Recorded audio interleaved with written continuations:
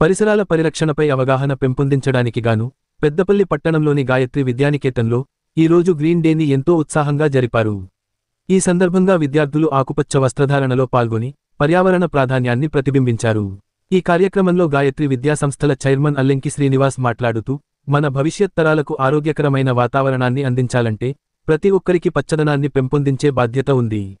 ఇది వర్షాకాలం కాబట్టి పిల్లలంతా తమకు ఇచ్చిన మొక్కలను నాటడమే కాకుండా వాటి పరిరక్షణ కూడా చేసినట్లయితే మొక్కలు సంరక్షించబడతాయని, వృక్షో రక్షతి రక్షిత అన్న నానుడిని నిజం చేయాలంటే మనందరం మొక్కలు నాటి పర్యావరణ పరిరక్షణలో, వాతావరణ సమతుల్యతలో మన వంతు పోషించాల్సిన అవసరం ఉందని, ప్రతి కుటుంబం కనీసం ఒక మొక్క నాటి సంరక్షించాలని విజ్ఞప్తి చేశారు. విద్యార్థులు గ్రీన్ డేపై పాటలు, నాటికలు, డ్రాయింగ్ ప్రదర్శనలు చేస్తూ కార్యక్రమానికి ప్రత్యేక ఆకర్షణగా నిలిచారు. ఈ సందర్భంగా విద్యార్థుల తల్లిదండ్రులకు ఉసిరి, దానిమ్మ, మునగ, బొప్పాయి, సీతాఫలం, మందార, గులాబీ, అలోవెరా, పచ్చగన్నేరు తదితర పూల, పండ్ల మొక్కలను పంపిణీ చేశారు. ఈ విధంగా పాఠశాల ద్వారా పర్యావరణ పరిరక్షణపై ఒక మంచి సందేశం సమాజానికి చేరవేస్తున్న గాయత్రి విద్యానికేతన్ యాజమాన్యాన్ని పోషకులు అభినందించారు.